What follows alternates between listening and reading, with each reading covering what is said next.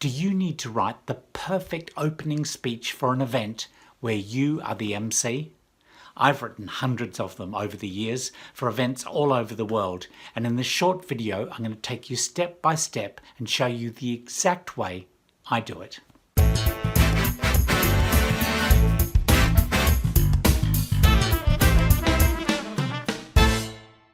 Hi, it's Timothy Hyde here from expertmc.com, the channel dedicated to helping you become a better MC, both on stage and off stage. And in this quick video, I'm going to take you through the three-phase process that I use every time I write an opening speech. But before I do, a big welcome to the new people here on the channel.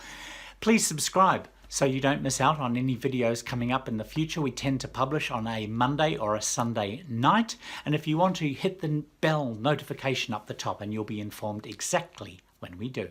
So let's go. You know, writing a great opening speech for an MC is a little bit like cooking a great meal. I love to cook when I'm at home. If you ask my wife, she would probably say I don't cook enough. But once I get into it, I really enjoy it. And there's three phases to cooking a great meal. Number one, you've got to be aware of what you're trying to achieve. Are you just doing a picnic? Are you doing finger food for a stand-up cocktail party? Is it a buffet situation where people will help themselves to whatever elements they like? Or is it a sit-down dinner, perhaps a casual sit-down or a more formal 5-course sit-down meal?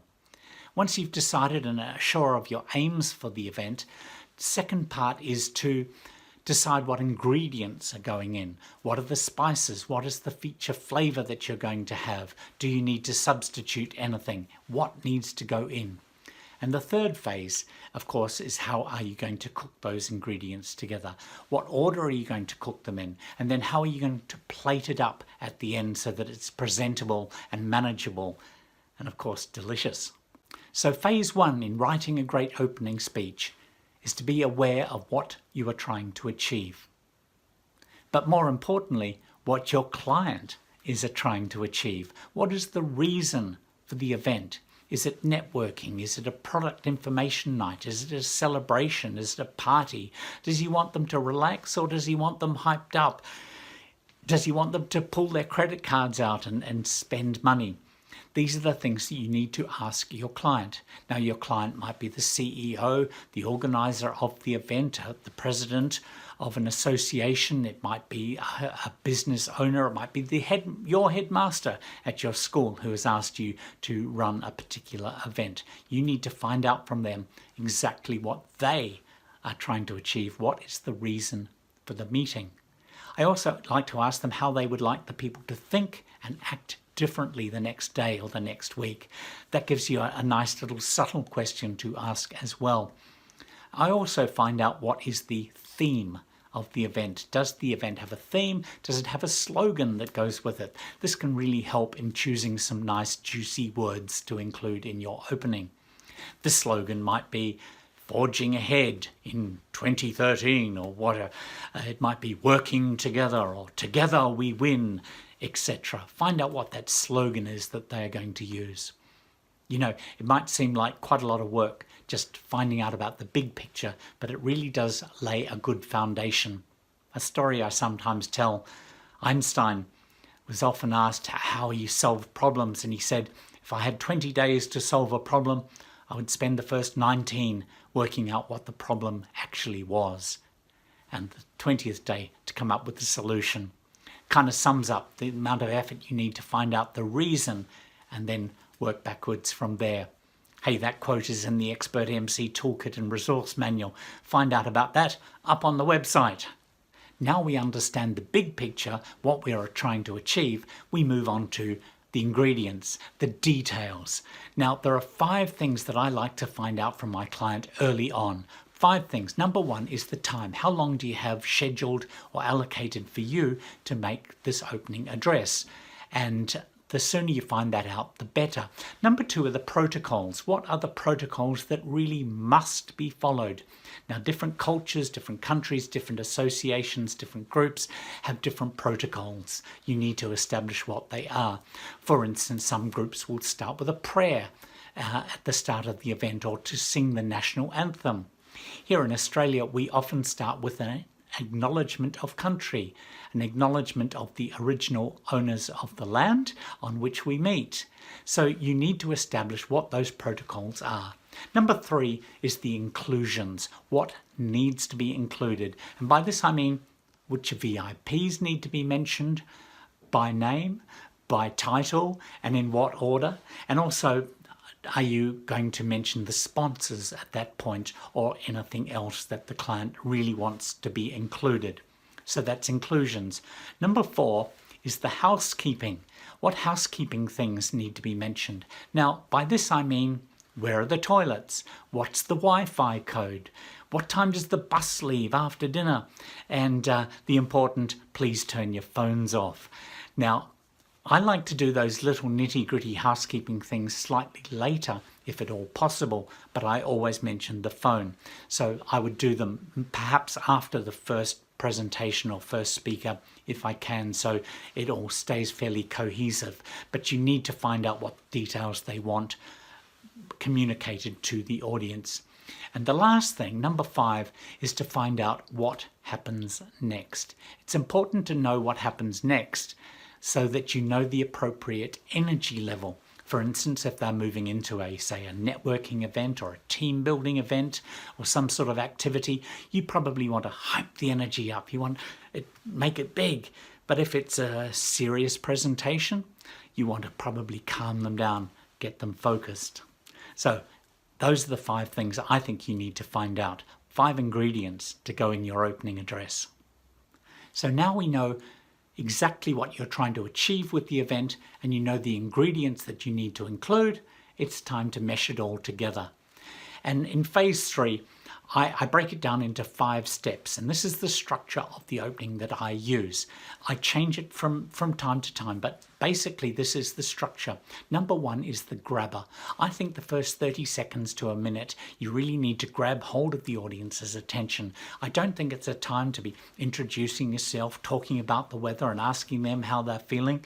Just get straight into it. I like to start with a bold statement or a bold question or a very quick story. If you've been onto the website and read the article that goes with this video, it explains exactly the story that I tell at quite a lot of my business meetings. In the last video, in the news video, we talked about the voice of God introduction. That's also a good grabber because it introduces you before you come on stage. It gets their attention, and then you can segue straight into your opening 30 seconds or a minute. So your grabber must be strong. Now, if you're telling a joke or a story or using a quote or anything like that, make it relate to the big picture. The big picture is important, so the story must relate to that big picture.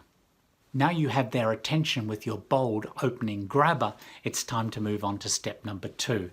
And this is where you welcome the guests, you go through any protocol that you need to follow, and you include any of the things that must be said at that point, which is the VIPs and the sponsors.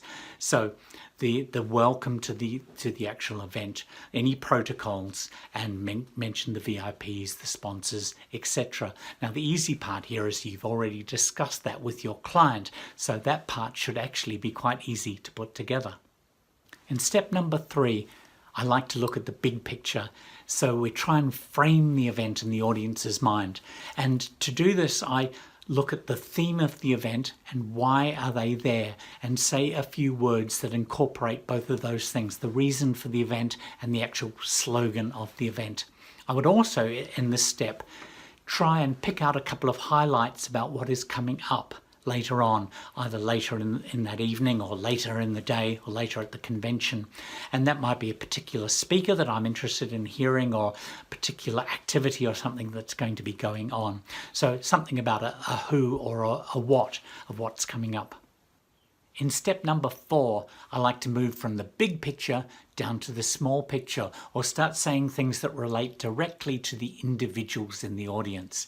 And by this I mean I'd say a couple of things about the benefit of being at the event. And this might be what they're going to learn, who they're going to meet, the opportunities that will be presented to them, solutions to some problems that they have, etc. And I like to obviously tie this to the reason that they're at the event. And what I'm trying to do here is to motivate and enthuse them to make the most of the event, and also to take some action. And obviously those two relate directly back to what your client is after. He wants them to think and do something differently, and so I then put it to the audience to do exactly that. I also take this opportunity to plant what I call a seed of cooperation. Now, in the article on the website about this topic, I go into a little bit more detail about this, but I plant a seed of cooperation so that the individuals help me run the event smoothly. So make sure you check that out as well. And step number 5 is to close it up, tie the loose ends together, and move on to your first activity or your first speaker. Now, this is an appropriate moment to slip in another quote, a joke, a phrase, a saying, a tiny story that relates directly to the big picture. So you've gone big picture down to the individual person and then back to the big picture at the end. It's also an appropriate time to slip in any housekeeping that you really have to do. I would say something like, before I bring on our first speaker to discuss such and such, just a reminder, please, would you turn off your phones, or the bus tonight is leaving at, etc. So there we are. That's it. That's the structure I use on every opening that I put together.